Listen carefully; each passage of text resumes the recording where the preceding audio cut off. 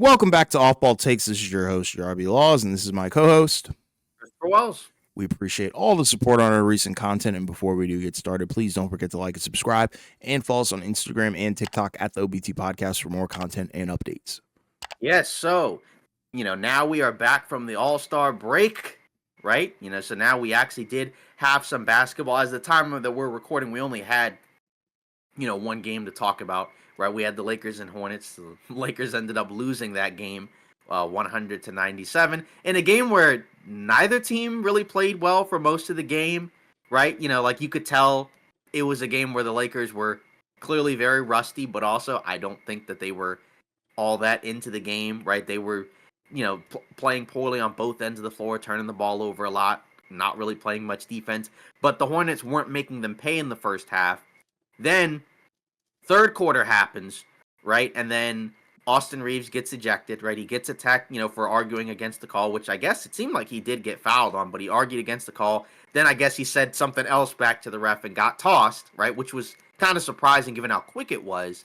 And then after that point, the Hornets basically went on a 17-1 run and basically kind of held on to the lead for most of the rest of the game. The Lakers kind of made a couple runs to get it back, but they just couldn't close it out. They couldn't get stops. Luka was really awful on both ends of the floor, right? Then, when their bigs weren't out there was some real problems defensively. And again, we talked about it where in our short, right, where the idea is like this team wasn't really built with Luka in mind. So, and from his perspective, he's also been out for a really long time. This is the longest amount of time he's missed. So he's going to be rusty. He's going to have to play his way back into shape. And, it's everything I think is going to look better once Luka gets back to what we've seen him be. So that's kind of the first part. He's with a new team, different personnel, right? What that is, not quite as well suited, I think, for his strengths, I guess, right? Because, like the Mavs team was kind of built outside of Kyrie with mostly defense in mind. This one, they've actually been a really good defensive team for the last, I'd say a couple of months or so, especially the last 15 games. But, again, you have to kind of go through some growing pains. It's just for them, obviously, it sucks to lose back-to-back games against losing teams, especially when you had kind of built up, like a stretch where you could have potentially closed in right on, the 4 seed. Of course, there's still time to bounce back, but they have a very difficult schedule the rest of the way where they have, I think, 7 remaining back-to-backs, so basically like half their remaining games essentially include back-to-backs, including in March. They have a stretch where they have 3 straight back-to-backs, and we know that those guys are probably not going to play in all of them. So, we'll see what they do going forward, right? And again, like I think that's kind of the main thing is you need Luka to be Luka, right? But obviously, the real, I think the real test for the Lakers will be in the summer once they're able to kind of use whatever other pieces are remaining on the roster, to kind of continue to build the roster around these guys. They could still be a challenging team, but obviously, again, you got to wait for Luka to kind of get back on track. And because he's rusty, and I think he will get back on track, but it's going to take some time, but they don't have much time left. Yeah, I mean, those have been his first 3 games since Christmas Yeah. break, or not Christmas break, but Christmas. So that's kind of crazy to think about. So I'm looking at those games more as like, all right, he's trying to find his footing. But system wise, I'm kind of intrigued how it looks because I think there has been a lot of deference from him. He's been deferring a lot to LeBron, and I think that's kind of normal when you're new to a system, new to a team. And like you said, the team isn't necessarily structured around you. So I'm hyped and kind of curious what the Lakers will do to build a team around Luka. And I mean, we already saw their first attempt at that with Mark Williams, but Right. that fell through. And I think everybody liked what could have been. But, regardless, I think them making a move and them being aggressive like that gives me a lot of hope for what the future holds. And I think everybody knew this when they traded for him. Probably don't expect them to have, crazy title aspirations, towards the end of this season. But, for the future, I think they're definitely playing the long game here. So I don't really see too big of an issue like some people are making it out to be. Yeah, it's not the end of the world. It's just, Yeah. again, you don't want to keep losing games to bad teams because then you got to make up for it by stealing some wins against some good teams. And they have actually, prior to these last couple of games, been playing really, really well. So you can't necessarily discount that. Obviously, most of those games were without Luca, right? Hmm. And then some of those were without AD while he was still on the team. He was just hurt, right? So now it's a completely different team that the coaching staff and the players are going to have to figure some things out. And again, not everybody on the team as of right now necessarily is the perfect personnel, right? Because like some of them, they're able to make some pieces of it work, but then for some of it, it's a little bit tricky, right? Like for Rui, right, it's a little bit tricky because you got, the offensive piece where he can hit an open shot, he can score around the basket, but then defensively, right, it's not the ideal forward to pair next to LeBron and Luca because, he's not the fastest guy. He's not a guy you really want guarding a lot of wings. They do have Dorian Finney-Smith, so maybe down the stretch of the season, maybe they'll start him. Who knows, right? Because, he can shoot too,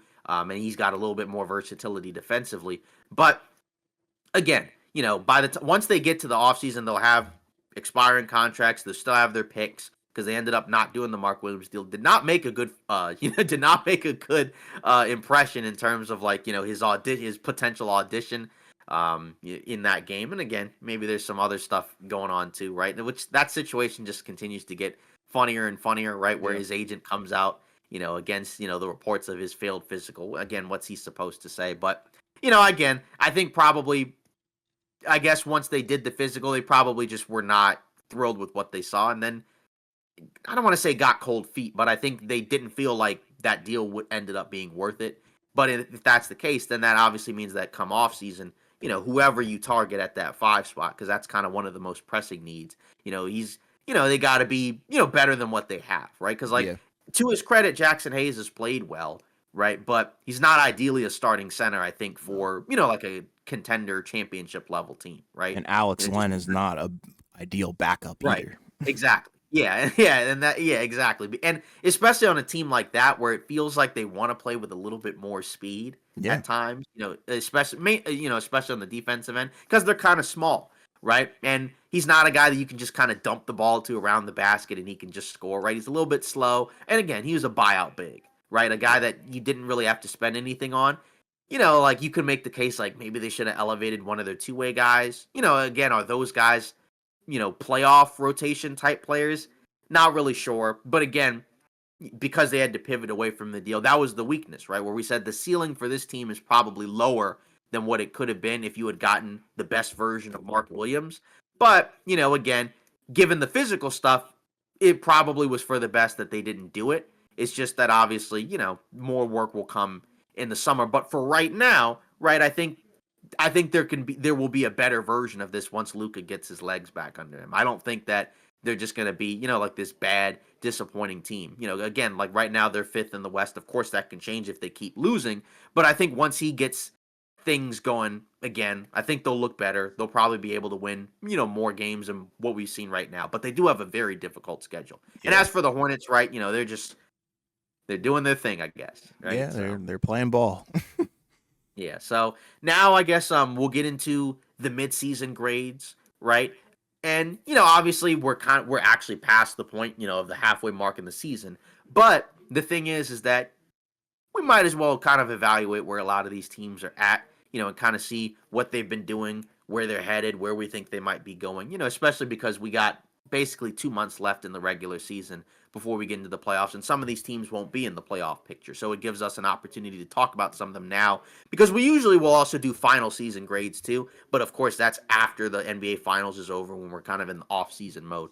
But for now, we'll start with the East. And I guess we'll kind of just start in the order of basically the standings right now. So we'll start with the Cavs. Give them an A plus, basically, right? Yeah. Because you look at them, they have the best record in the Eastern Conference. I think they've been better than I think we would have expected. I think we expected them because we picked the over on them going into the season. So we thought that they would at least regular season wise be better, but I don't think we necessarily quite anticipated that they were going to look like the best team record wise in the Eastern Conference. But that's what they've been. They're 44-10. They're 8-2 in their last 10, right? They're one of the best teams in the league, particularly on offense, right? That's kind of where their bread and butter is. Defensively, they have slipped from where they were earlier in the season, but they have made some moves, right, since the early portion of the season, right? Because guys like Georges Niang and Karis LeVert, they were sent out. They brought in DeAndre Hunter, who was having a career year for the Atlanta Hawks, right? And now in the buyout market, they also added Javonte Green. We'll see what he does. But, eighth in defensive rating, first in offensive rating, right? So they've been a very good basketball team, right? True shooting percentage, number one, right? So there's a lot to like about them, especially on the offensive end of the floor. Obviously, people will have questions about what they can do come playoff time, but they're getting a lot of great production from everybody, right? Because like all their starters have played very well. Darius Garland was an all-star this year, right? Donovan Mitchell continues to play well, right? You got Evan Mobley, right? He's been awesome this year too. Now he's kind of figured out his three-point shooting, right, to go with what he could already do. Jared Allen's chipped in. Their bench has been great. So there's there's everything that you could think of. There's a lot to like about this team. Pretty much everything. It's just a matter of obviously the wings were kind of the weak point of the team. So they have upgraded to DeAndre Hunter. It's just the question is, are you gonna, his stats are gonna go down a little bit because he's not gonna get the same amount of shot attempts. But can he be a serviceable wing against guys like Tatum and Brown in the playoffs, right? Against teams like the Knicks, right? Or whoever you want to kind of look at, can he be a serviceable two-way wing for the Cavs, right? And he could be,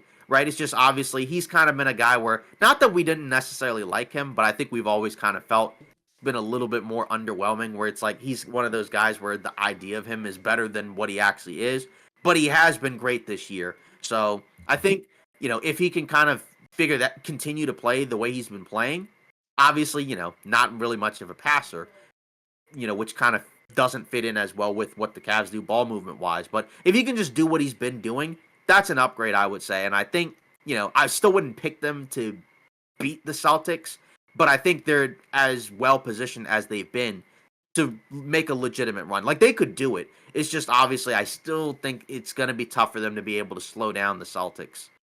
Yeah, I mean, yeah, A plus automatically. I mean, you look at Mm-hmm. the record, you look at what they've been able to do, the production, the net rating, the efficiency as well, and just how they're playing as a entire unit. And I mean, you can't really get much better than that, in my opinion. And they did. They brought in some more wing depth with DeAndre Hunter, like you were saying.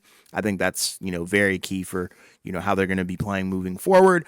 And yeah, I mean, the only thing that I would say they probably need to improve on is maybe rebounding slightly, but it really doesn't matter because they're still winning, tons of games. And, like I said, all around, very well rounded team. And, 10 losses on the season is pretty good for a team that I didn't really expect this from. I kind of expected Boston to be in this space, but I'm fine with Cleveland being there because they 100% deserve it. Yeah. Next up, Celtics. Give them a B, right? Because even with them being, record wise, not the number one team in the league, they're still one of the best teams in the league, right? In terms of their record, they have the third most wins, right? They're 39-16. Offensively, they're fourth, right? Defensively, right? They're fifth. So again, the stats and the numbers suggest they're a little bit worse, right, than last year. Net rating is still almost double digits, 9.2. So third in net rating. So they've been still a really good team, right? I think Jason Tatum, right? He's basically, played some of the best basketball of his career this season, where, if there were any questions about whether or not he's like a top five guy, pretty much shut those down, right? If you felt like, hey, Jaylen Brown might be better, like, no, this is Tatum's the best player on this team, which we already knew, right? Like, we're Tatum guys, so, like, we can say that, but or we knew that already, but now I think it's a lot more obvious, right? Obviously, they haven't had quite as many games with their full crop of guys, and they haven't been quite as dominant with those guys when they're out there. They did have a stretch maybe about a month ago, right, where they were playing 500 basketball, but since then things have stabilized. They're 8-2 in their last 10. When they've played some of these good teams, they've made statements, right? Like they smashed the Knicks, right? Before the All-Star break. So, I think they're still checking a lot of the boxes. Feels like Holiday and Derek White seem a little bit worse this season. Jaylen Brown has not been as efficient. I think the main thing is come playoff time, will this stuff kind of work itself out? Because, they've already won the title, but could back-to-back fatigue maybe catch up to them? Could it just be that the East is better, so it may not be as much of a cakewalk as it was last year? Even if they get out of the East, they might be playing a better team out in the Western Conference than the Mavs, who were really good, right? But they didn't match up very well against the Celtics. I had them going into the year winning the title, so I think they still can. even though they've been, they haven't been as good as last year.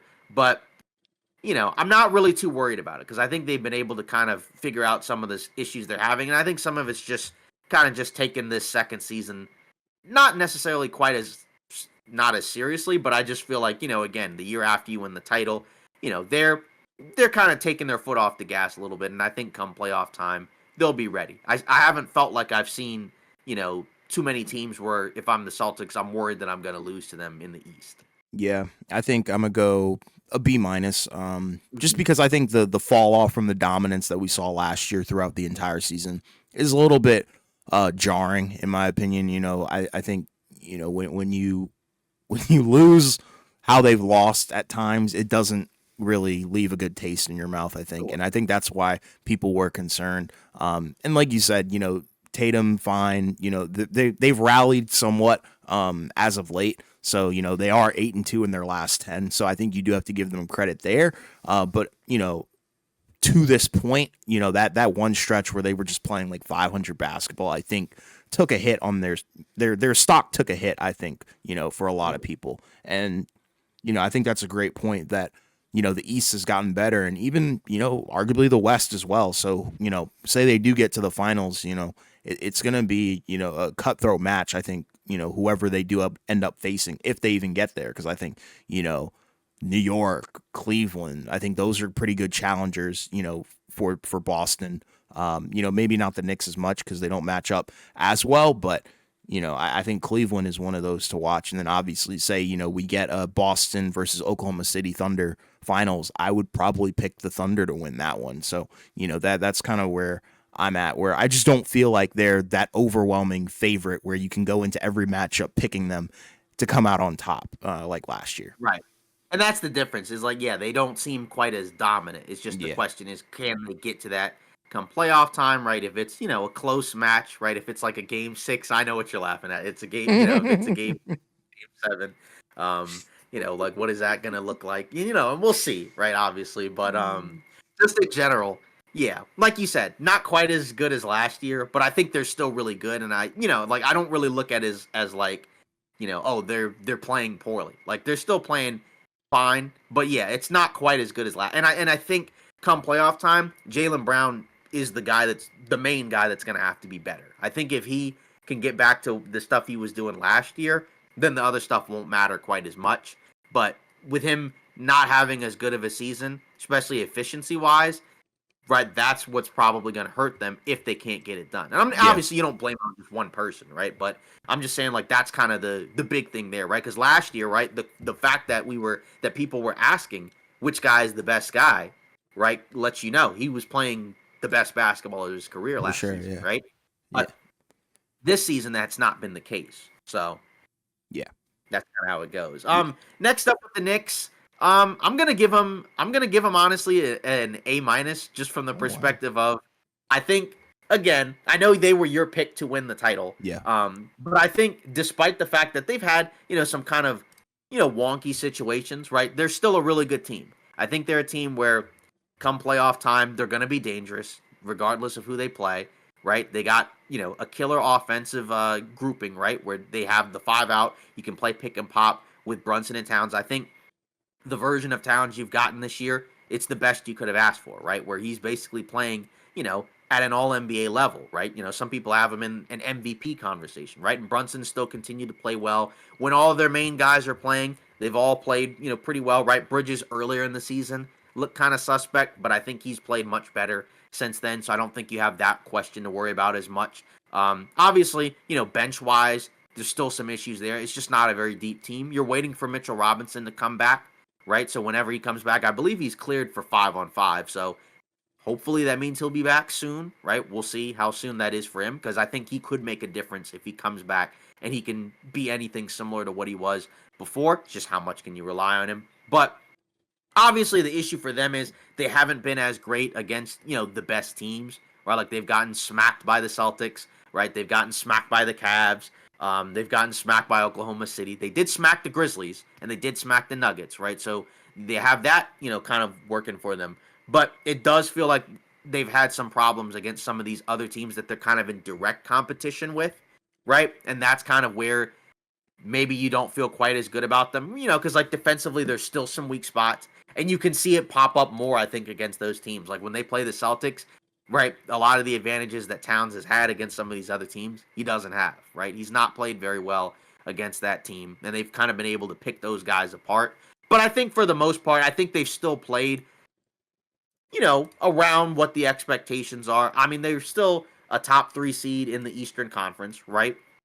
And they are 5.5 games ahead of the Pacers, right? So I think they're in a spot where as long as they continue to win at the rate they've been winning at, they should be a top three seed. So they're going to have home court in the first round. Obviously, they could be in that tier where if they get the wrong matchup, it could get gross, it could get ugly. But I think worst case scenario, they should at least I think get to the second round. Like obviously it depends on who they play, right? Like but one of those teams, if they fall to six, do they scare you if you're the Knicks? I mean, they've been able to handle Milwaukee. They did lose to Detroit, but come playoff time, you should feel probably better if you're the Knicks. And then obviously the Magic, they've been kind of hanging around like zombies, so we don't know what to make of them. Because they just haven't had their whole crop of guys. But I still think the look of this team overall is pretty good, even though I understand the thought process of they've had some frustrating games against some of the top teams, but I think they've still had a really good season. So, and again, you factor in, the fact that they were able to get Towns in the first place, right? So they were able to move on from Randall, go in and get Towns and get Bridges right in the offseason. And those pieces, for the most part, have clicked really well. So I like what I've seen from them so far. It's just I don't really feel like I can pick them against, again, a team like the Celtics. Maybe the Cavs, because again, I think people have questions about the Cavs from a playoff standpoint too.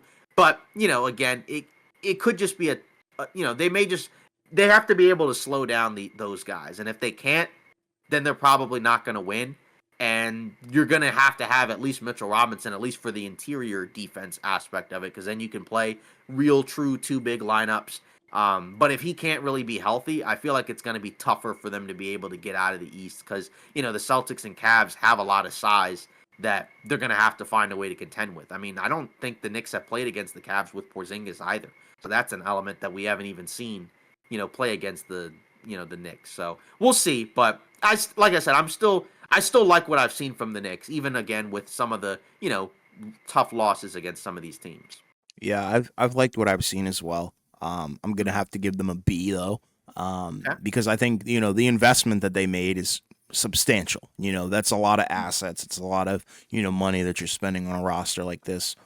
Just to not really beat teams that are kind of above you in the standings is kind of annoying. That's I think the main thing that's kind of holding the grade down a little bit. If they were able to be neck and neck with Boston, and for sure be like an A plus or something like that, maybe even like an A. But the fact that they can't really get wins against the Thunder, Cavs, or Celtics, is kind of rough, I think. And having that losing record against um, all those teams is just not really that good of a sign. Also, the defensive woes have kind of frustrated me as well. But the good thing is, and the reason why the grade is so high is because that offense is like what, second in the league or something like that. So Mhm. that's where the concerns are. Like, yeah, it's amazing that you're top two offense in the NBA, but your defense being so far down there just tells me that they probably won't be winning the chip this year, which is okay. Yeah. But I'm not going to stray away from the pick or jump ship. But yeah, I hope that they can figure some things out when Robinson comes back. But yeah, perimeter wise, pick and roll defense, everything's just been super flimsy, and that's why they're the third seed, not number two. Honestly, Right. Yeah. Second in offensive rating, 18th in yeah, defensive rating, fifth in net rating. So they're still a really good team. yeah, It's just like you said, the defense is going to have to be better for them to have a chance to win the title, yeah, right? The defense is at a level where they can win a series, maybe two, but probably not enough to be able to win it all, right? Which, that's probably at least the goal for this team over the next few seasons. Worst case scenario, compete for the title. If you can get to the conference finals, right, then you can still call it a good, successful season for this type of team, right? yeah. Because they haven't been there, since, I mean, they haven't been there in a very long time. Mm-hmm. So if they can get to the conference finals, that's a successful season. But if they lose in the first round or if they lose in the second round, I'd say that's probably not I mean, like it wouldn't be ideal. You know what I mean? Yeah, yeah. Yeah. Then moving on, we're going to the Indiana Pacers. They're the 4 seed. I'm gonna give them a B just from the perspective of they started the season off horribly, but since that point, they've since normalized and they've been able to figure some stuff out. Offensively, they've taken a step back, right, which is part of it, right? They're ninth in offensive rating, which is still good. That's a top 10 offense. Defensively, they're 21st, right? So not as bad, I think, as it was last year, right? But the offense is also worse. Now, part of that was because Tyrese Halliburton, during the early portion of the year, was really, really struggling, right? We talked about that where we felt like it was just seemed like he was playing through some injuries. I didn't necessarily think that he was just, kind of washed or just kind of like a fluky, fraudulent play. He's had like still a handful of bad games because I know he had a game. What was it against? I think it might have been. It was like Portland, I think, where he went scoreless. I think so. Hmm. He's had Hmm. a few weird games here and there, but by and large, he's been better. Siakam's been an all-star, so he's continued to play very, very well. Right? They've had a number of injuries too, so that's also kind of hurt it. Right? Because they were relatively healthy, I think, from last year. Aside from Halliburton, obviously got hurt, but this year they lost both of their initial backup centers, right? So then they had to replace them with Thomas Bryant, right? Who's a different type of big from those other guys, right? Neesmith and Nemhard missed a ton of time, right? Obviously, Halliburton was playing through some injuries, right? So they've had, a number of things not go their way. You still don't really know quite what you have with Jarius Walker, where, he's still kind of been at times okay, but then at other times a little bit disappointing considering he's been a top 10 pick. So he might be a guy that might just get moved in the summer because it just seems like there's just not a lot of space for him on the roster unless they cut, money and then they move a guy like, I don't know, an Obi Toppin or something like that. But they've been better. I still don't necessarily know how I feel about them in terms of a deep playoff run because they did have some fortunes go their way last season, right, where they were able to kind of like Boston, where they were able to have some injury luck, which can happen to any team, right? We've seen it before, so it's not like they're gonna be singled out. But I think again, you like what you've seen from Siakam. You like what you've seen recently as of late, right? Where, like I said, they've been significantly better. A lot of guys that have been playing better from earlier in the season.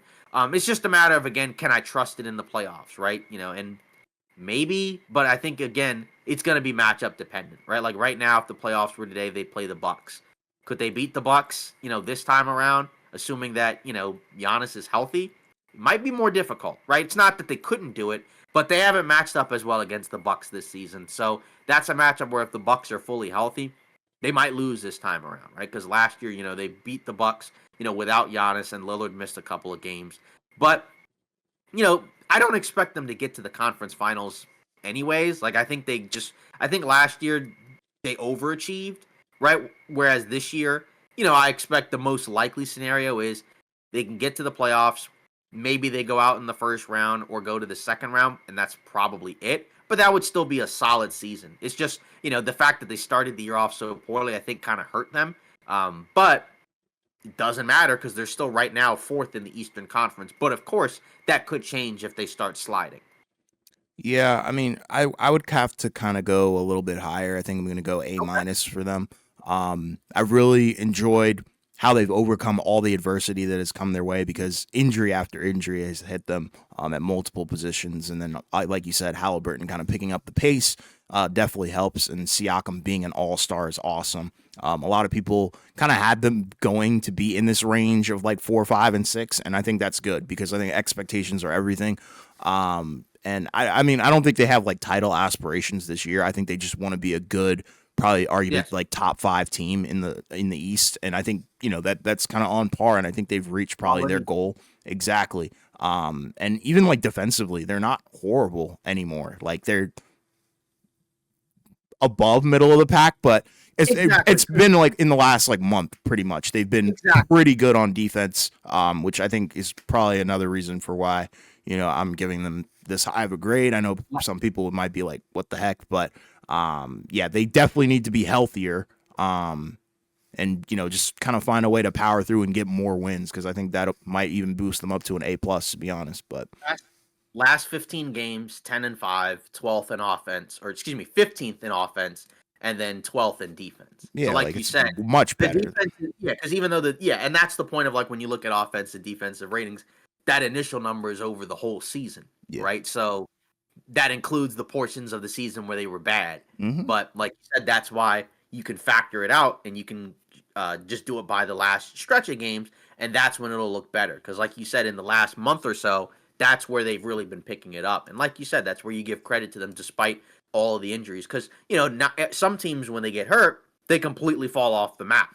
But for the Yeah. Pacers, they were actually able to, and then part of that is because they have a ton of depth, right? So that's where the depth actually helped them out because they were able to slide some other guys in like Benedict Mathurin, right, who missed a lot of last season. He comes in, he steps in for Aaron Neesmith when he gets hurt. He plays very well. Now he's back to the bench as a second unit guy, but he was able to help them hang on, right, and give them some extra offense. Even while Halliburton was kind of still struggling, right? Nemhard was out, so again, like you said, that's where you give a ton of credit to them. And I think even going to the season, like I think I want to say I don't remember exactly what the over under was, but I'm pretty sure that we had them standings wise about 6 or 7. I think we had them like basically around the play in, if Yeah. I'm not mistaken. Yeah. So yeah, so that's I think we said under. Yeah, we said under on them, and we had them like right around that play in spot. But for now, they've actually overachieved. So like you said, that's where I think,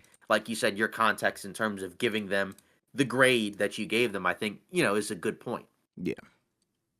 For the Milwaukee Bucks, Oh boy. uh, I'm gonna just kind of average it out and just kind of say C, just from the perspective of like earlier. It's like with the Pacers, right? Where like earlier in the season they were really bad, right? Like they started off the season absolutely horrible, right? And since then they've been able to kind of stabilize things. As of late, they've kind of reverted back. Now some of that's been because they've had some injuries, right? Like Giannis has been out for a little bit. I think Lillard's missed some time as well, right? Middleton, before he got traded, just wasn't really able to be himself, right? Like they're 4-6 in their last 10, right? But again, you got to factor in the injuries. And again, that's the rough part, is right. Like what was keeping them afloat was the Giannis factor, right? He was playing at an MVP level, basically still is, right? But he was playing, at basically the best player in the league level, right? To kind of keep them afloat. Lillard, I think, has also had a bounce back year, right? Compared to what he was doing last year, right? Like this year, he's at 26 and 7.5, 45, 38 from three, right? So you'll take that over, last year, 24 and 7, but like 42 and then, 35, right? So again, he's fit in more, I think, this season. And I think defensively, not quite as much of a disaster as they were last season, but it still just feels like they're just not quite good enough. Offensively, they're 13th. And that's kind of the part that I think is a little bit more surprising, because defensively, they've actually been 11th over the course of the whole season, which is better than it was last year. But offensively is where they've taken a step back. Just not enough guys that can give you consistent contributions. They've been able to fill in some of the gaps by putting in, 3-point shooters, right? Like AJ Green, Derry Birds, kind of been a rotational guy. You got Gary Trent Jr., who struggled as a starter, moved to the second unit, been playing much better. Torian Prince, right? He shot the ball pretty well. So, you have a number of guys, that have been playing better, right? And when you have Giannis, that can make your team more scary come playoff time. But it still feels like there's still like a tier below championship level, where I think like you could put them in the contender sphere because you have Giannis. But I'd be a little bit surprised if they were able to, win the title, just because I don't think they're quite good enough. The depth is a little bit concerning. Obviously, they're going to be without Bobby Portis for a little while, right? Because of the suspension with the medicine stuff. But just overall, again, it's nice that they were able to bounce back. Because again, the record is what it is. Some of that was just how poorly they started.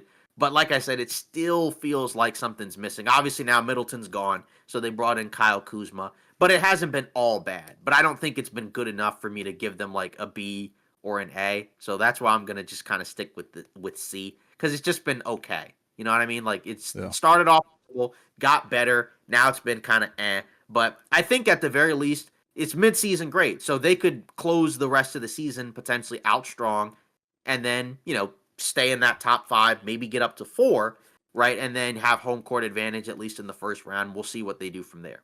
Yeah, I'm gonna go C minus. I just think when you have a team, that has Giannis and Dame on it, there's no excuse to only be 5 games over 500.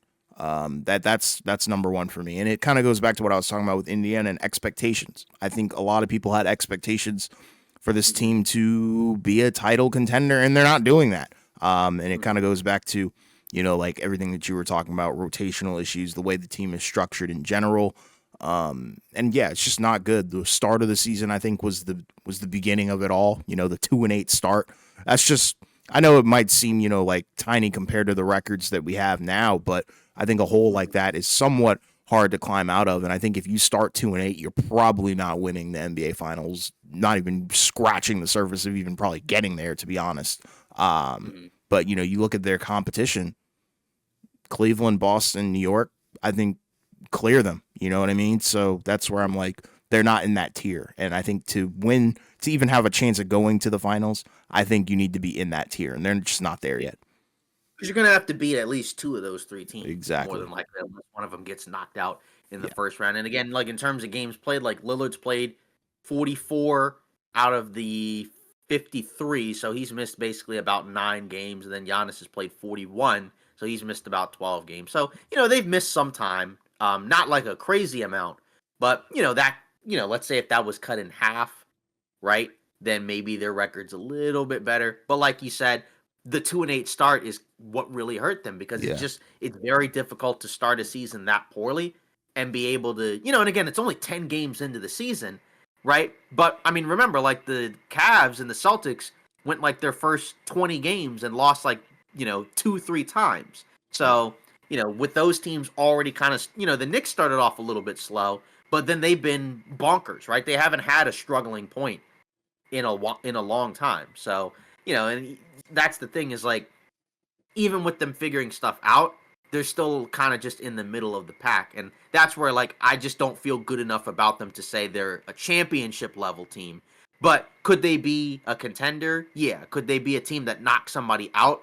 And maybe if things go their way, maybe they could make a run at it. Sure. But I don't, like you said, I don't feel good enough about them against the best teams to say that they're gonna win the title. But Yeah. it's and like you said, it's tough because you would think with those two guys they should be in the mix, but it still feels like they're a little bit away from those other teams. But maybe come playoff time when things are different, maybe they'll be a little bit more dangerous than some of these other teams. Maybe we're overlooking them. But for now, there hasn't been enough I've seen that really impresses me. But in fairness, at least the defense is much better. It just Yeah. sucks that the offense has kind of taken a step back.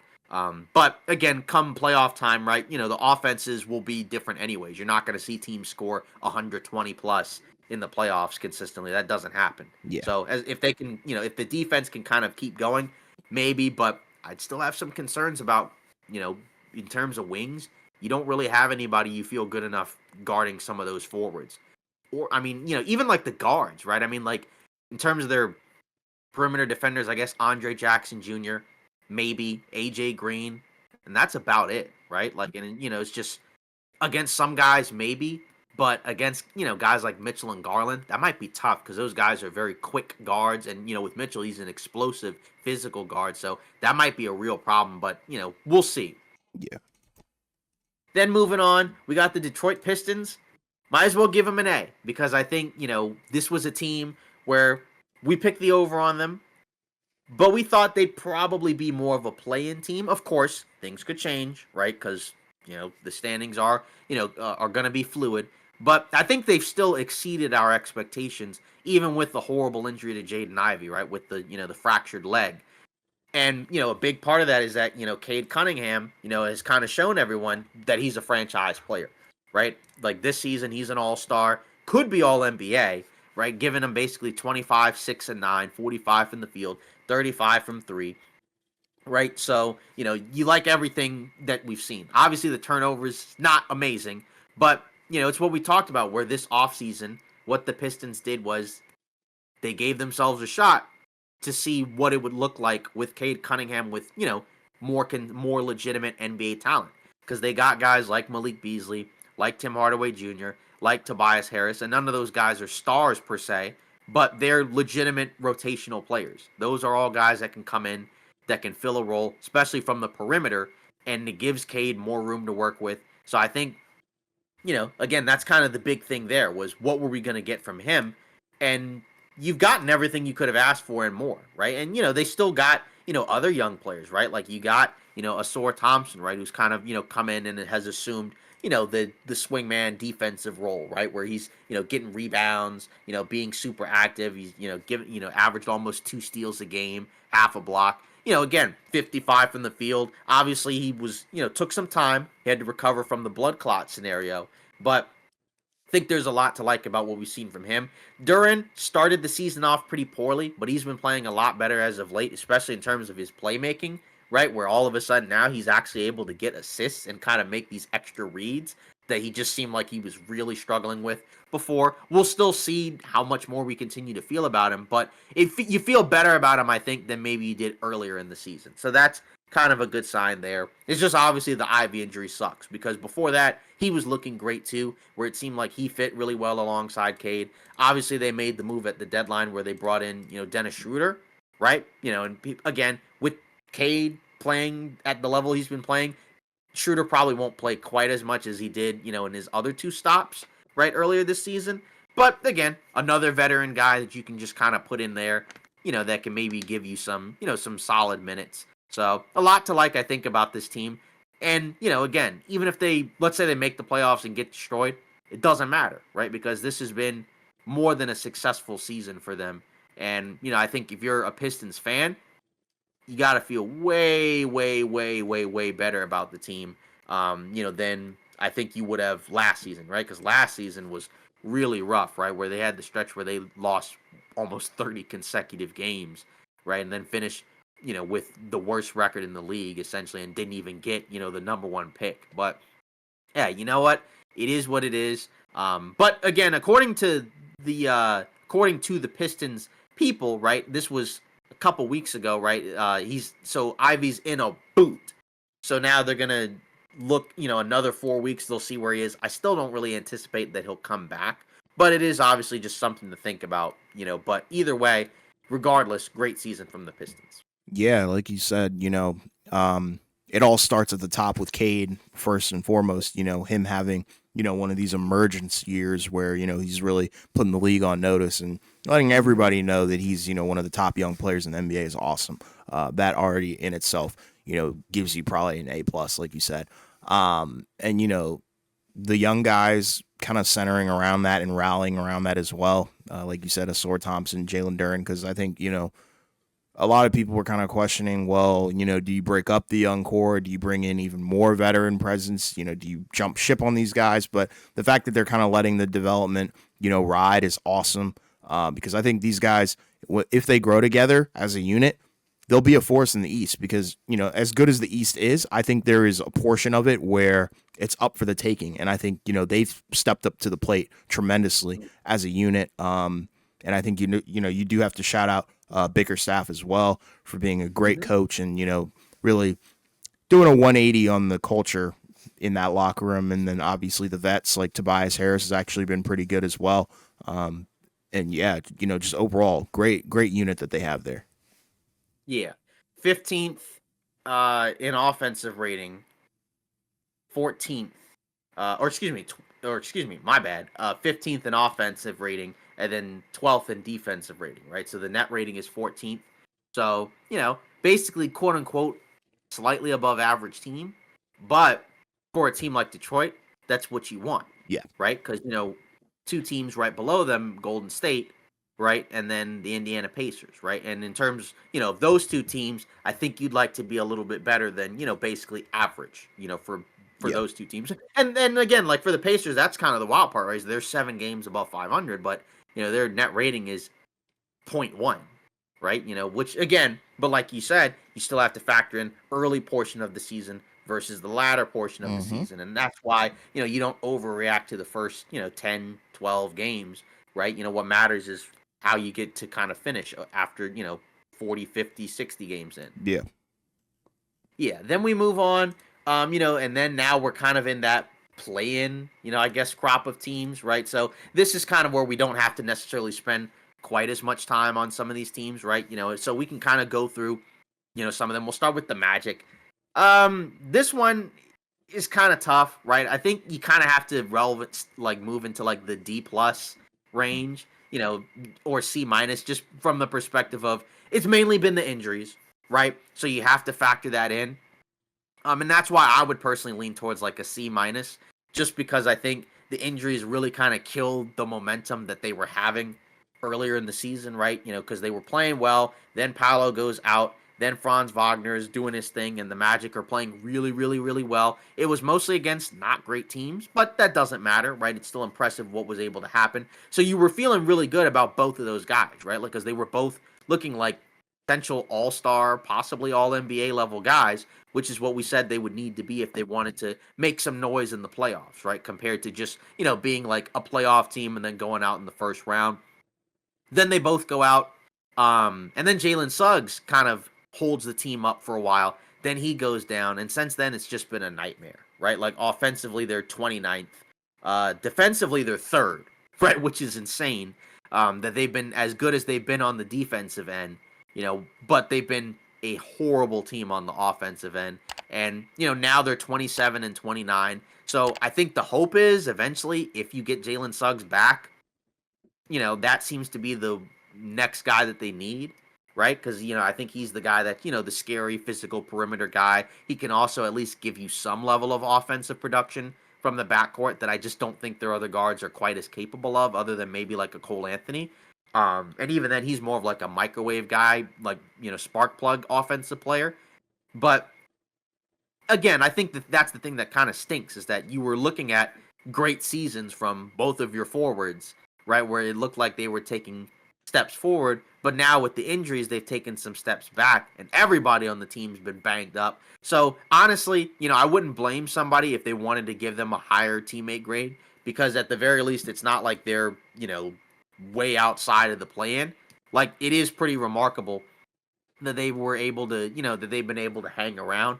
It's just, again, that's kind of the tough part with injuries is that they can derail your season, and they've definitely derailed the Magic season. And again, this is mid-season, so they could bounce back, they could get healthy by the end of the season. They're in that top six. Maybe they win a playoff series, and then everything's hunky dory, and we give them a great grade by the end.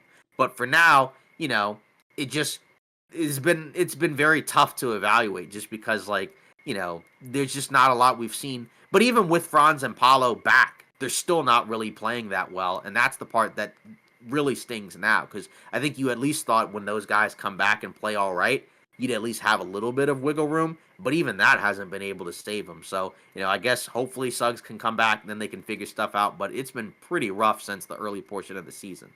Yeah, I'd have to give him a C plus. Nope. I just think there's a lot C minus. working against them. It's rough because, like you said, the injuries. But when those two guys came back, it felt like we were kind of immediately thrust back into that era in Orlando when Wagner and Paolo were kind of competing to see who's going to be the number one option. And that's what it feels like still. Like, we don't really know. I think probably Wagner has the slight edge at the moment because I think Paolo's efficiency has taken a solid hit, understandably so because of the injury and whatnot. But, at the end of the day, that 3-point percentage as a team is just horrible. I think they're league worst. So if you're league worst, I don't think you have a shot at probably getting up to the 6th seed. On top of the fact that you don't have Suggs, that's a huge hit to their roster, which I know a lot of people might not understand, but a lot of people might. But yeah, that slump that they've been in has just been horrible. Like, I think it was like the 5-13 stretch or whatever. That's what really killed their season. Because at times they were playing pretty well without Paolo, but then I think once the stuff really started to add up is where you really saw them struggle to the extreme. So And C plus for me. And those aren't the only guys. Like, Goga Batazde's been in and Yeah. out. He's been helpful for them, right? Wendell Carter Jr. has been kind of in and out. I Yep. mean, Mo Wagner, right, was kind of a big guy off the bench for them, right, in terms of an energy and just like a guy that you could actually give some offense to off the bench, right? He's been out because he had the ACL tear, right? So Yep. he's not even coming back. And that was, a big loss for them because that was like really the only guy off the bench at the time that was giving them some offense. Now it's kind of just Cole Anthony, not really much else. And, again, that's the part that really stings. And hopefully they can figure some stuff out. But like you said, the threes are going to have to get better regardless. Even if it's Yeah, not this season, like in the offseason, you're going to have to acquire some guys. And even like the KCP move has been kind of, underwhelming. And again, very. like he's not a guy that is like a scorer anyways, right? He's a guy that is at his best playing alongside a bunch of other guys, and that hasn't really happened. It's just like it doesn't feel, they gave him a lot of money, and it just doesn't feel like, you watch him play and it doesn't feel like he's been as impactful, right? Where you can Agreed. be like, "Oh, I guess that's why Denver was okay with just letting him go." Even though it would have probably been nice if they could have brought him back and then, they'd have other movable contracts. But just in general, just a tough season for the Magic. Yeah, overall, yeah. Yeah. Hawks, this one is another like, C plus, B minus, just from the perspective of it started off pretty solid and it got, really, really good as they got to the play in. And then after that, things kind of just, or not play in, the NBA Cup. And then after that, things just got kind of out of whack. Obviously, you had a ton of injuries. Jalen Johnson, he's out for the season, right? With the shoulder injury, he was playing great basketball. And since then, it's been a little bit tough, right? They're 4-6 in their last 10, which is better than what it was previously. Because before that, at one point, they had lost like 7, 8 straight games. So I think since moving those other guys, they've actually been all right. Like they haven't collapsed at all. They've been able to hang on and win some of these games. Trae Young's been playing much better. Because earlier in the season he just wasn't shooting well, even though he was doing other things really well, right? And that's kind of the part where we talked about where he's kind of moved into the underrated status, I think, right? Where he's had a really solid, effective season. And, again, he's been able to play alongside these other guys. They've gotten a lot of great opportunities. Dyson Daniels has been great. Risa Shea has been solid. Onyeka Okongwu right now, he starts. He's played well. So there is a lot to like, right? So that's where I would probably say B minus because I think we had the under on them. Like we thought they were just going to be bad. And they haven't been, they weren't bad before the injuries. But now it's rough because they're probably they're probably not going to be able to climb any higher than where they are. And they don't have their own pick, so if they don't make the playoffs, right, the Spurs are going to get another lottery pick. So they're going to try to probably fight to stay in the playoffs, even though they did move on from some guys that did help them, like DeAndre Hunter. But again, at the very least, it seems like they got some decent pieces. Like I said, they got Dyson Daniels for DeJounte Murray. He's been great. And then Risa Shea looks like a decent, guy that down the road might get even better. And Jalen Johnson looked awesome before he got hurt. So at the very least, it feels better than what it was looking like. I know Chris Haynes mentioned the idea of like, could they move on from Trae Young? Like, could he just not be happy? I don't know. Obviously, with the Spurs kind of being out of the mix, I don't really know where he would go after that. Could it be Miami? Who knows? Even if he even goes anywhere, because they don't have to deal him. But either way, just our expectations for them weren't very high, and I would say they've exceeded our expectations. Even though by the end of it, it's going to be kind of a disappointment because of all the injuries. So I'd say B minus. Yeah, I'm right there with you. B minus for me as well. I think for our personal expectations, like you said, we were a little bit lower on them, and they exceeded that for sure. And really, like prior to Jalen Johnson getting hurt, I think they were really soaring above the Yeah. expectations. That's what really did their season in. So I am taking that into account as well. I think the returns for DeAndre Hunter are okay. Like they're not like earth shattering or anything crazy, but like you said, playing fairly better. You do have some bright spots outside of obviously Trae Young and Risa Shea and Dyson Daniels. Like Kongwu's been pretty good as well. So I think you do have some bright spots, and the future isn't all cloudy for them. And I think that's probably their priority at the moment. Yeah. Next up, Miami Heat. This one's kind of a tricky one, right? Mm. Just because of all the stuff, that's kind of happened. Um, I'm gonna probably put him at another C minus. I think there are some positives. You got Tyler Hero, right, who was an all-star this year, so that's a plus. You got Khalil Ware in the draft, right, who I think most people, I had him mocked like the pick right after, but most people didn't expect him to go that high, and he's shown as of late the last month or so why the Heat were very high on him, right? Because initially at the start of the season, right, Bam, he's at the 5, he's not playing very well, but since then they've moved Khalil Ware to the center spot. Bam's at the 4, like we talked about this summer, and now Bam's been playing a lot better. Ware's been playing great.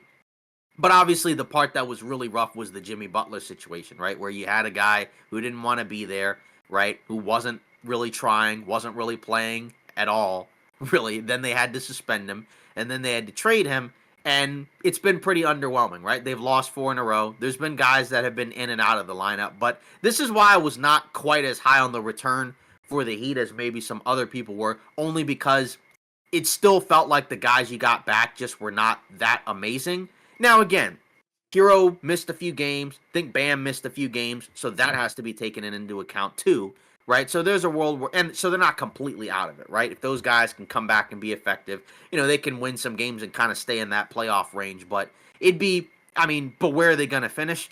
I don't know. Where are they looking to finish? I mean, they're not a contender, so that's kind of the part that like that's the part that's kind of rough. Is now their window is closed for now. It's just the question is going into the summer and onwards, are they going to be able to bring in someone else? Are they going to be able to maybe trade for somebody? Will they, in a summer or so, have the cap season open to bring in some free agent? Maybe, right? There were talks. Maybe they could go. Maybe they could have gone after like a Kevin Durant or someone like that, right? They haven't really traded for anybody that they were looking for. And it's not like the guys that got back stink at all. It's just Butler's the better player, and there was just kind of a level of you knew once he got moved, he was gonna play. I think he was gonna play better than what we were seeing, but they had to end that situation anyway. So it's just the fact that they didn't do it when they probably should have hurts because they didn't get back as much as they could have. So you got kind of an underwhelming return, which again, if those guys play at the level they're playing, they might be okay, but not probably much better than a play-in team. But for the Eastern Conference, that's probably enough. So there are some bright spots with a couple of their young guys, but after that, not much else. At least for this season. Yeah, overall for me, it's going to be a C, right in the average middling area because I think, their number one issue has really been their lack of ability to close games. And I think, if they were able to close games and, not blow leads every night, I think we'd be having a different conversation. And like you said, the bright spots are there for sure. Like, I think people are really excited about Khalil Ware and Bam and, um, you know, what kind of future that holds because Keloware can, space the floor, whereas Bam is more, undersized traditional, which is kind of cool. And then obviously Tyler Hero being an all star, that's awesome. But, offensively, I think you need a little bit more because, regardless of what Jimmy's impact was, in his final days in Miami, you know, since leaving, that team has been really, really bad and rough to watch on offense. So, maybe that's one of those things where, they're just kind of acclimating the new guys like Wiggins and stuff like that. And maybe we'll be having a different conversation, at the end of the season. But, as of right now, in the here and now, I'm not too impressed. So, C for me. Yeah.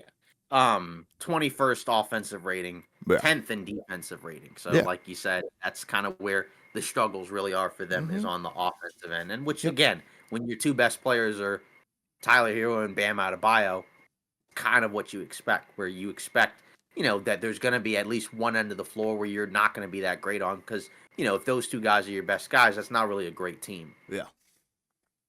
Then moving on, Bulls, don't really need to say much about them. D, I mean, not really a ton really to love. I mean, they've had, I guess, some okay elements, I guess, right? Like, I mean, Matas Bucelis, now that the minutes have been opened up for him to play, right? He's played well, right? Lonzo's come back. He's been healthier, so they gave him that extension. They were able to move off of Zach LaVine, but the return feels kind of underwhelming considering, the level he had been playing at. Maybe they just weren't going to get a lot for him, but, regardless, not really too impressed by that.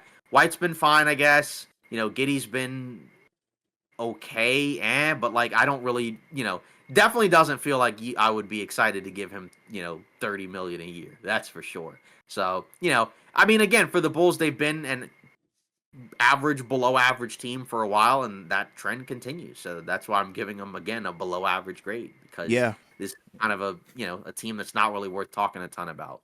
Yeah, I'm tempted to really give him an F, and I actually might. I guess the only Mhm. saving grace is you got your first round pick back. Like that. Yeah, That's like the only good thing I think, really, right. because like you said, you lose Zach Levine. The return on that doesn't look too amazing. You're stuck with Giddy. Patrick Williams isn't that good. So everything that they've kind of done in the offseason from last year up to the trade deadline has not looked good, and the result Yeah. is what it is. Like that's why they You are get where they are. Yeah, and you couldn't move Vucevic, so now you gotta see if you can move him in the Yeah. summer or just let his contract ride out, Oof. so I feel yeah. bad for them, man. And then after that, Sixers. Now this one, I think we can give him an F, Mm-hmm. right? Now Mm-hmm. again, gotta factor in the injuries because they have had kind of like Orlando, right? They've had some very, very bad luck in terms of injuries. We talked about Philly, right? Where everything that could go wrong for them went wrong, right? Because you had a season where Joel Embiid misses a lot of time, right? And even when he's played, he just hasn't really looked the same, right? 25 a game, 8.5 rebounds, 45 from the field, right? So underwhelming numbers, but again, playing through a lot of injuries. He's only played in 17 games. Paul George, right, has been just not really good at all, honestly, like very underwhelming, right? Like kind of pedestrian role player numbers this season. I think he's had some injuries as well, right? So that factors in, right? But still, you gave him 4 years max deal and he's giving you basically average numbers, right? From, like average numbers for a wing player. Tyrese Maxey, 28 a game, which is nuts. 28 a game, 6 assists. The efficiency isn't great, but that's because he's not playing with the guys he should be playing next to. So, you can't really blame him for that. Gorshan Yabusele, right, in his return to the NBA, he's been excellent, right? Basically 11, 5.5, 50, 40 from the field and from three, right? So there's a lot to love there. Jared McCain, their first round pick, right? Their rookie, right? Actually, we're recording this, it's his birthday. So happy birthday to him, turning 21, right? But 15 a game, 46 from the field, 38 from three. But then he tears his meniscus. He only gave you 23 games. So even the guys that were bright spots, there's been tough aspects of that. They traded for Quentin Grimes, right? Because they signed Caleb Martin. Didn't play a whole lot. Was okay in some of the games, but not really much there. So just a lot of bad, right? And that's kind of the main thing. Is like again, we talked about for the Sixers where if these guys can't stay healthy, there's going to be a problem. And this is, you're building your roster based off of guys that don't have, a lot of track record for staying healthy, right? So that's the tough part. But again, it's been like the worst version, right? Where now they're 11th in the Eastern Conference, kind of fighting to stay alive just to get to the 9-10 spot. And because the Bulls have been bad too, they can still sneak in and get to that 10 spot. But it's unlikely that even if they get into the playoffs, they can really do much. I mean, maybe you just hope that everybody gets healthy and maybe give them a scare, but you know, it's not going to happen if you get the version of Paul George you've got. Like you need all three guys to be good. Maxey's the equalizer, right, where he can kind of make up for some of that. But I just don't. It just doesn't feel like we're gonna get that. And even if we do, there's just not a whole lot of time left to really do anything meaningful. So my guess is they either go into the play-in and lose and then just miss the playoffs, or they, maybe do the impossible and win as a 10th seed and get in as an 8th seed, but still probably go out in the first round. Which to me that would be a failure of a season. Heck yeah, no question about it. I'm giving them an F as well. Paul George has stunk it up. Embiid barely played. But I think the worst of the worst is for sure that they don't own the draft pick. And I that's think it's tough. top six. Exactly. It's top six protected. But at the end of the day, like, what are we doing, guys? I don't even know. I don't understand. I don't understand. Because normally, you can kind of fall back on that if you're one of those teams that does own your pick. Mhm. You can kind of fall back on having a bad season. All right, we'll just add, a first round draft pick. But it doesn't seem like that's going to happen. So, yeah, automatic F for me. You have to get lucky because Yeah. I think The Thunder if own it it. falls out, yeah, yeah, exactly. If it falls outside of the top 6 or 7, it goes to Oklahoma City, right? And they're not quite bad enough where they're in that bottom 5. But they're still not very good, right? They're Yep. 20 and 34, so they're tied with the Nets, and then below them, Raptors, Hornets, Wizards, and then the Jazz, and then the Pelicans. So they're like what? So they're like right on the bubble. So you're one bad lottery luck away from it being like an OKC top 10 draft pick, right? Like, Yeah. you don't really want to be in that situation. They didn't do anything at the deadline, like I said, other than the Quentin Grimes deal. I think they moved on from a couple of guys, but like they didn't really do anything significant, right? Which probably suggests that, they kind of know that this year is a wash, right? Like they didn't buy, I mean, like they got Quentin Grimes and, he could, be like a solid compliment to Tyrese Maxey, I think. But I just think this year is a wash, right? Yeah. So like maybe next year, but next year Paul George is going to be another year older. Joel Embiid will be another year older. Maybe they'll have better injury luck, but the rest of the East might be better too. So that's where it just feels like really tough for Philly right now. And again, maybe McCain comes back next year. He's fine. So then you add another rotational piece. We'll see. But for this season, so far, it's been the worst case scenario, pretty Yeah, much. for sure. Right. Then for the Brooklyn Nets, I'd say B, just from the perspective of they've kind of accomplished a couple of things, right? Where, they're still bad, but, at the very least, they've been competitive. Now, the question is this really where you want to be? Because I think ideally you'd like to be in the bottom stretch. But, and we actually had them under. But for a decent stretch of the season, they just had a little too much talent to be just like the worst team in the league, right? Like, they started the season off with what, like Dennis Schroeder, Cam Thomas, Cam Johnson, Nick Claxton, right, amongst other guys. And they've since moved on from some of those guys. Like Schroeder's gone, Dorian Finney-Smith is gone, right? But they brought in D'Lo, right? So now, like, you didn't move Cam Johnson, you didn't move, any of those other youngish players, right? So all those guys are still there. Their defense has been pretty solid, right? That's kind of the area of the floor where they've kind of been really good. But then obviously offensively, right, is where there's some issues, because again, they've also had a number of games where some of their best offensive players just haven't really been able to play. So they're kind of trying to accomplish a couple of things. I don't know what they do. I mean, because the players aren't really playing like they're on a losing team. But I just don't necessarily know if they're going to be able to get to that 10 spot. I mean, maybe they do. Is that what they want? I mean, I don't know because I would think they'd want a top pick. But again, they have a number of pieces where they're going to have to kind of decide what they're going to do. Are they going to pay Cam Thomas this summer? Are they going to move Cam Johnson?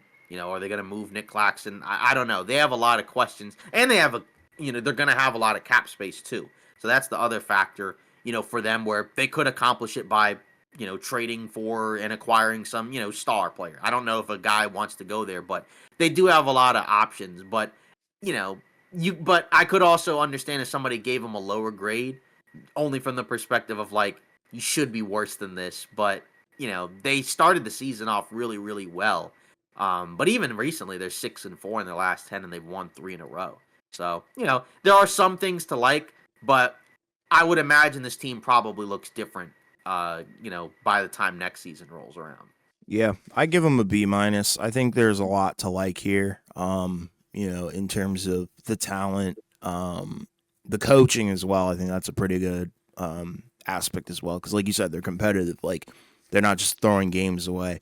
But then the front office just decided to start trading people away, which is what you were talking about as well. So, like you said, a little bit of identity crisis. Probably don't know what they're doing. Haven't decided yet, which is kind of alarming considering where they are in the standings at the moment. I think, they probably would like to be a little bit lower, but, I mean, you can't really be mad at it, to be honest. You really can't. And I think, they would probably want to be in the race for Cooper Flag, but I mean, is it really worth that? Because that kills morale. Like we've seen how bad that can go, especially if you don't get said person. But in a draft like this, I think you can probably live with not getting Cooper Flag because there is a lot of talent in that draft. So hopefully, they do kind of get worse. I think they do need to be worse if they do want to get a solid guy. But overall, I'm not really mad at it because I've liked a lot from what I've seen from them. Right. Then the Raptors. I mean, this one is kind of weird, right? Where it's like, but I feel like it's kind of just like another C, right? Where it's just like there are some positives, right? Like, again, the Ingram trade was very bizarre, just in the perspective of it doesn't feel like he really fits, given the personnel they already have on the roster. But again, you did get a good player for very little. So I think that's the part that I guess, you're stacking talent, even though it's talent that doesn't really fit. It's like again, he was available for really cheap. So it's like, it's kind of hard to just say no. Again, Barnes wasn't an all-star this year, but that's okay, right? Because he was an injury replacement last season anyways, right? So it's not like, but you look at his numbers, 20 and 8, 6 assists a game.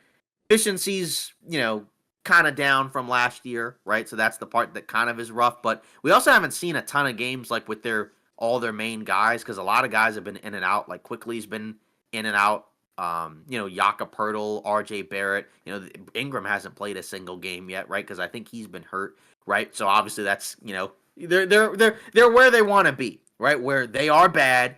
They did acquire a solid player, and then we'll see what they do in the draft and in the summer, because they've made like a lot of weird moves as of late. Because, like, again, there's a lot of guys on this roster, because they also gave Ingram the extension, so now you've locked him up long term.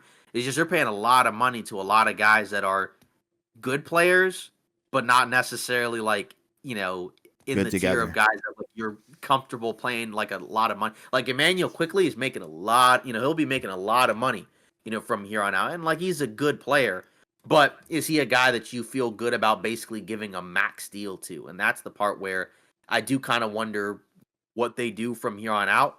Just, because again, you look at the salaries and like Emmanuel Quickly's making 32 million this year, right? Ingram's making 36, right? And he'll be in the 40s, right, once his extension kicks in. Right? RJ Barrett's at like 25, 27, and then Barnes next year will be at almost 40, right? Cuz I guess cuz he was an all-star, so the bonuses come in and whatnot. And it's like, so that's a really expensive roster for a team that I just don't really think is that good. But, who knows? Since they're bad, maybe they'll add another top tier pick, and then they'll kind of reconfigure the roster around. But, if let's say they trade one of these guys, like, is anybody going to be excited about, trading for a $32 million Emmanuel Quickly? I don't know. So, like I said, the Ingram trade, weird fit, but just getting a guy for very little, that's fine with me. And you extended him. But, I'm just curious as to like what the long term, what does this roster look like, next season? That's the part where I'm curious about, because they got a few guys that'll be on expiring deals. Do they bring him back? I don't know, but we'll have to see. And then Grady Dick, right? He had a strong start to the season. He's been kind of again in and out of the lineup, so we haven't seen as much from him. But now his minutes, right? They'll probably be lessened. If Ingram even comes back, and if he doesn't, I mean, he's giving him 15 a game. But he hasn't played quite as well efficiency wise from what he was doing earlier in the season. But at least he's shown signs of life that make you feel like it wasn't a complete waste of a pick. Yeah. I would have to go with like Also, a Kobe Walter too. Got to yeah, throw him yeah, in, because that was a yeah. guy that I think people were kind of mixed on, and I think he's been solid for them. Yeah, I think that's the theme here. I would say it's a C plus. Scotty Barnes is interesting because I think defensively he's amazing, like A plus defensively, but offensively I think is where I kind of do have some question marks, which is maybe where the logic of bringing a guy like Brandon Ingram comes into Mhm. play, where you're maybe not sold on Scotty Barnes being the primary number one option offensively on a team, and you want to give it a shot with Brandon Ingram. I don't know, but quickly being hurt for the majority of the season, that stunk. But I think you do have some solid options like rotational guys like Jamal Sheed, Ochai Abaji. Like I don't have a problem with Yeah. some of these rotational guys, which is where I'm like I can see the vision, but do I think it's going to come to fruition? Probably not, which is where I think it's probably like a C. Like I think the team could be competitive, but they're missing, I think, those connector pieces that make all these big name guys and, like you said, the big paying guys, look good. Like you need some connector pieces that will Yeah. fill in the gaps, and they just don't have those available at the moment. And then for the Hornets, I'm just gonna give him an F. It's been a pretty bad season. I mean, Lamelo Ball's had a really good season, I guess, right? He wasn't named the All Star, but the numbers are fine. Miller looked solid before he got hurt, but after that, everything else has been rough. They've been hurt, and they just haven't really been that good. They did pick up a win the other night, but they're still 14-39. But again, we talked about it where we picked under because we didn't trust them to be healthy, and they haven't been healthy. So that's and even when they have most of their guys, they still haven't really been that amazing. Although I think there are moments where it looks all right. They had a weird scenario where they were trading a guy, and then obviously the trade got rescinded, and now he's back.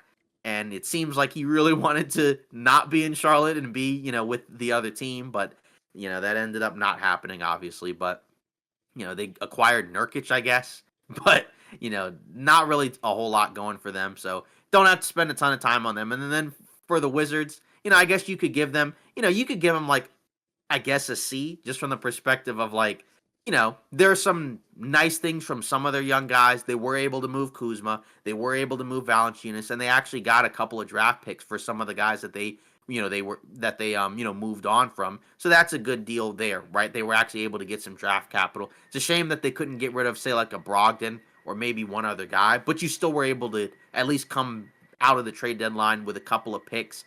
And I think now you feel a little bit better about some of the guys on the team than you might have, earlier, because there was a stretch where it was looking really bad, right? Where they were just getting just annihilated every game.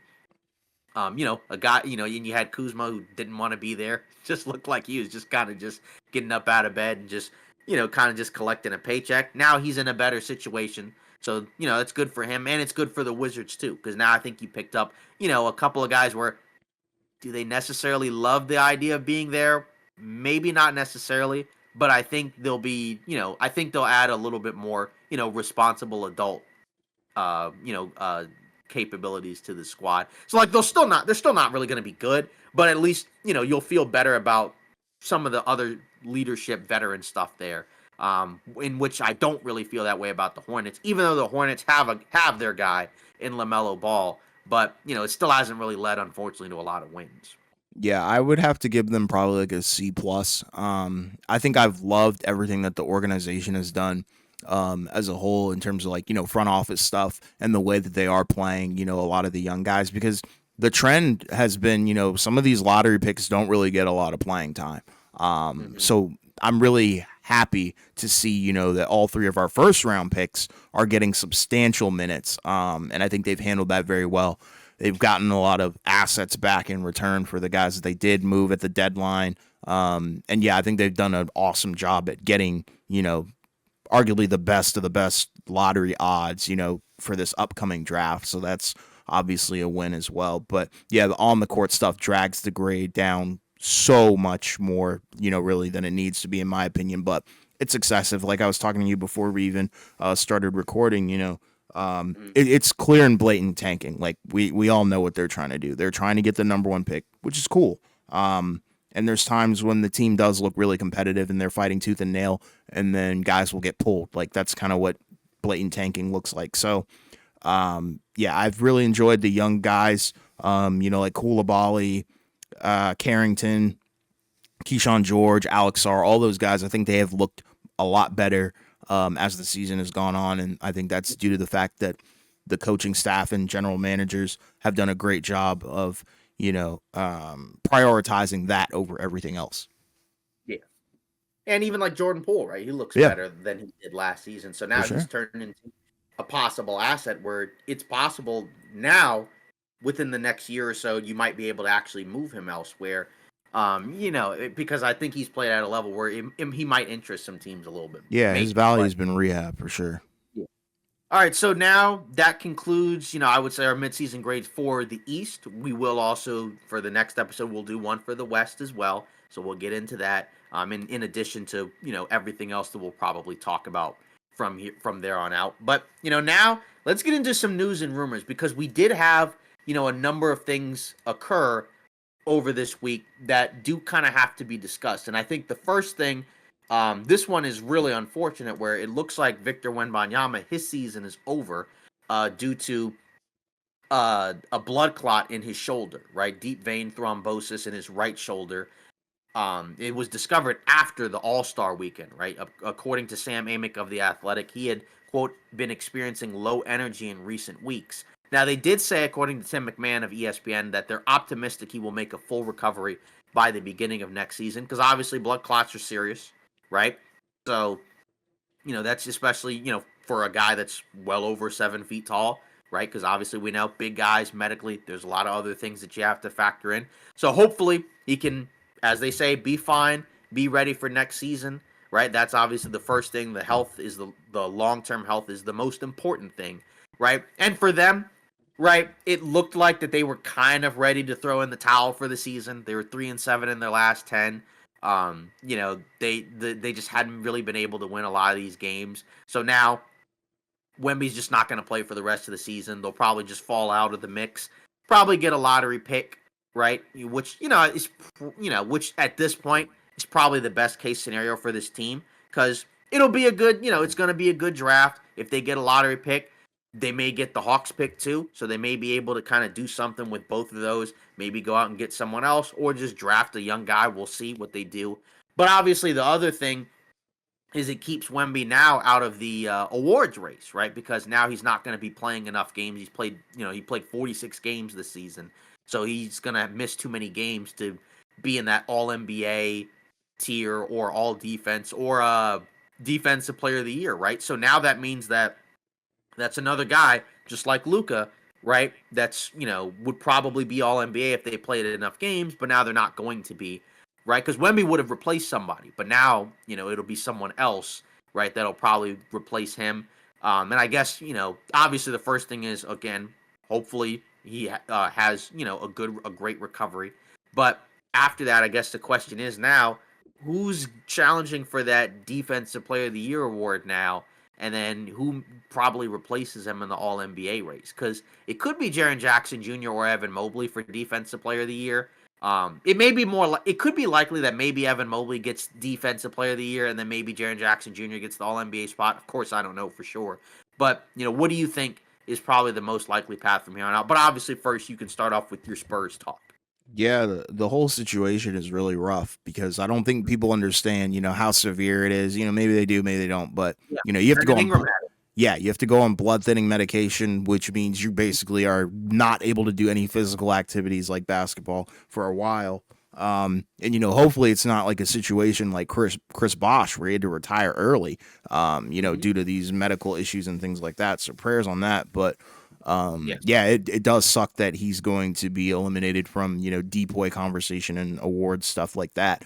So I would probably say Evan Mobley. I think he's too crucial to that team, but Triple J has been amazing as well. Yeah. So I think it's really neck and neck. I think it's really going to come down to preference, and we're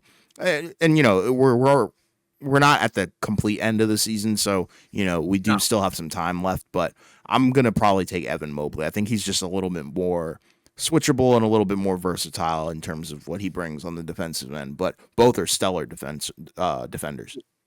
Yeah, and then for All NBA, that one's tough. Like I said, Jaren Jackson Jr. he might get in because he's played so well. But He's the what do you best think? player on Memphis, so I would say so. Yeah, if he's the best player on that team on like a number 2 seed, then I think yeah he has to Right. get All NBA. Yeah, I think that might be the next guy that moves Yeah. in there. Right. So again, first, obviously, like we said, hopefully he has a full recovery because that's the most important thing, right? Yeah. Obviously, that stinks for everybody involved.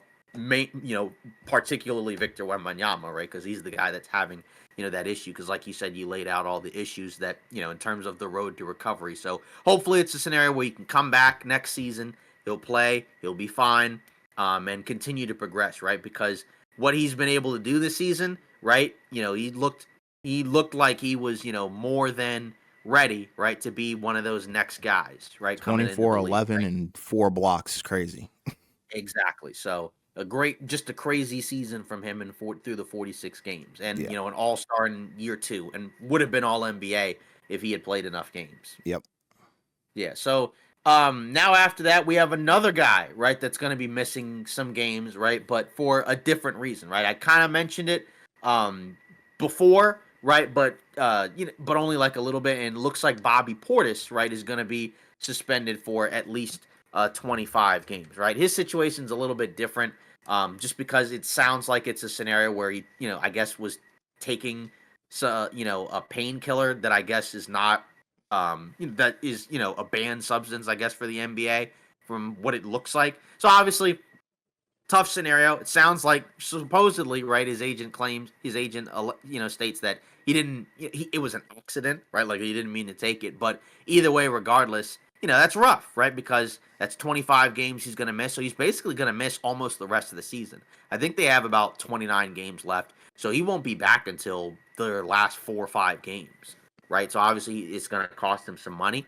And obviously, he's an important role player for the Bucks, right? Because he's another guy that can come out there, give him some size, give him some shooting, give him some versatility, and they won't have that. And again, they need to win games down the stretch of the season so that way they don't drop in the standings, beyond 5, right? Because I'm not saying it's gonna happen, but obviously it'll be a little bit tougher, especially because with Giannis, he missed a little bit of time and he's probably working his way back into, game shape from the injury he had. He didn't play he didn't play in the couple of games leading up to the All-Star break, and he didn't play in the All-Star game, right? This doesn't help at all. So tough situation for the Bucks. Yeah, overall crazy to really even think of, and yeah, that 25 games is a lot. That's a lot of time. So, it is crazy to really think that's the ramifications of the whole thing. And yeah, for the Bucks, it's really gonna sting because it kind of just makes you thinner when your roster isn't really even built to compete at a super duper high level, in my opinion. So,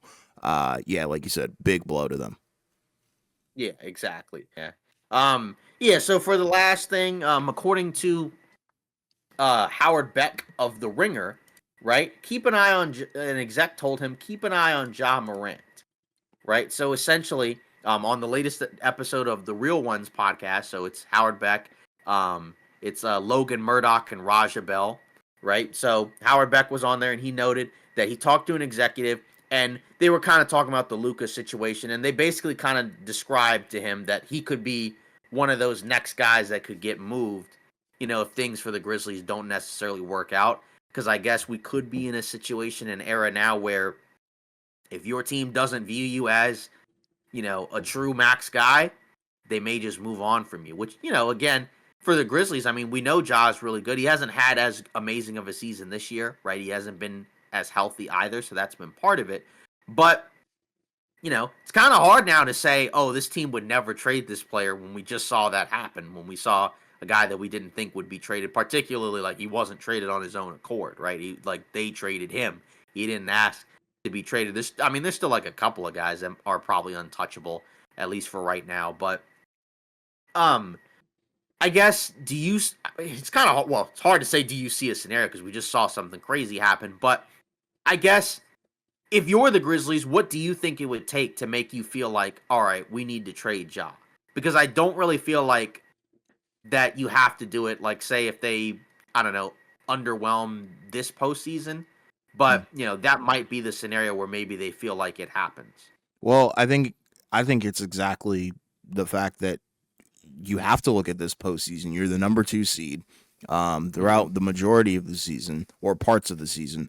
Um, the widespread success the team has had isn't just because of one guy. It's not because of Ja. It's because of a collective unit, like what they're able to do on the defensive end, and also the other things that they have going for them as well on the offensive end. Like it's a team effort. So I think if they really feel like their ceiling is being limited by the fact that their supposed to be best player hasn't been on the floor. And when he has been on the floor, it's not like you said that he's a bad player by any means. He's a great No, player. But it's more so that the team is great than he's just kind of carrying them to victory, if you understand what I'm saying. So that's right, kind of what the thought process would be. And, maybe they move on, but I don't know. I feel like it's not that he's too good to move on from. That's not the question. I think it's more so like, what does it look like come playoff time? Because I think they do still have that question mark above their heads right, where it's like, how far can they realistically go? I think, if he elevates in the playoffs, that could be a thing. But at the same time, I just don't want them to have one of those runs where, like the last time they were in the playoffs, everything stagnated and it was, we got to go to Ja 24/7 offensively. I don't think we're in that territory, but if we are, then I don't even know what to do at that point. right. Like And you said, off I the guess. court stuff, is that still a concern for them? I mean, it could be. I mean, I feel like we haven't really heard, Mm-mm. too much, about that recently, right? I Yep. think most of that was, kind of the last couple of seasons. Yep. I don't think he's really had any issues recently, but I think, like you said, it comes down to they've won a number of games without him, and like you said, if he isn't necessarily amazing this postseason, then like you said, they may feel more inclined to just be okay with moving on from him. I don't expect them to do it, but it's just a conversation of, now that the Luca thing has happened, I guess anything can happen, right? Right. So, I guess you can look at it from that perspective, but I don't know. I guess we have to adjust to the new CBA where it's like, yeah, like there's gonna be some guys that teams may just not feel as comfortable automatically just giving a bunch of money to and building around. But it just feels so strange, right? Because that wasn't the case, for so long, where guys would just kind of automatically get whatever they were looking for, and Right. we might just be past that point. But I don't think it's panic time for the Grizzlies yet, because like they've been winning a lot of games. Like you said, they're Mm, basically a 2 seed right now. yeah. I mean, although of course that could change, but they're probably going to be a top 3, 4 at worst seed in the Western Conference, which puts them at least in the tier of, you know, they should be able to win more than, that puts them in the tier of they should be in theory a contender.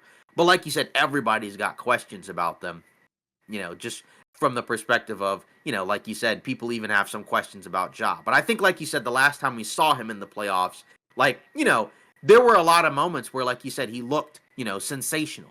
And then there were like some moments where like it was kind of limited, but it was more so because other guys couldn't step up to the plate. Like a lot of Exactly. their role players, like say Dylan Brooks, and some of the other guys just couldn't hit anything, right? But like you said, it was too much of Ja, but they had no choice. This time around, they haven't, and like they had a season. What was it? 3 seasons ago, right, where they won a lot of games without Ja, and people kept mentioning that. But like you said, it was because of the defense. Now they're really good on both ends of the floor with and without Ja, right? Yep. So now we just kind of have to see what that looks like. And again, I'm not saying he's going to get traded. It's just like you said, if they have an underwhelming postseason again, right? Like, because they went out in the first round last time. So if that happens again, then yeah, they may possibly kind of look at some stuff, right? I think at the very least, moving Marcus Smart, that pretty much assures that, they're going to open up some space. I think what did they do? They waived Johnny Davis. So, like, that's also probably going to open up some space for them to re sign Jaren Jackson Jr., give him, whatever he's looking for. He'll probably get, I mean, I guess he'll probably get big money too, right? Because he'll probably, get one of those major awards by the end of the season. And he Yeah. already won Defensive Player of the Year. And So, they tend to draft well. yeah. They don't get, the big time free agents. So, Yeah. if they are going to have to acquire elite Mhm. talent, they're either going to have to draft it or trade it and trade for it. And I think they've done a genuinely a good job at all those things Would you do it? for the right price. Yeah. Okay. Yeah, It because depends on what we're that's the talking. question, and that's the thing that I'm curious about. Because like, say the Lakers and Mavs, they swapped, essentially their best players, right? So Right. it's like, if you're the Grizzlies and you're trading Ja, I'd imagine you would like ideally you would want to swap, not necessarily just be Yeah. like just trade Ja for a bunch of random role players, Right. right? So Right. that's Right. so that's kind of the question where you're like kind of looking around and you're thinking like, all right, who would you move him for if that were to happen? Yeah. I agree 100%. It's got to be star for star, same tier. Mhm. Well, that's it for today's episode of Off Ball Takes. Again, that's the Eastern Conference midseason grades. And again, let us know your thoughts in the comments on the grades that we gave for all these teams, because there'll probably be some that you might, disagree with potentially.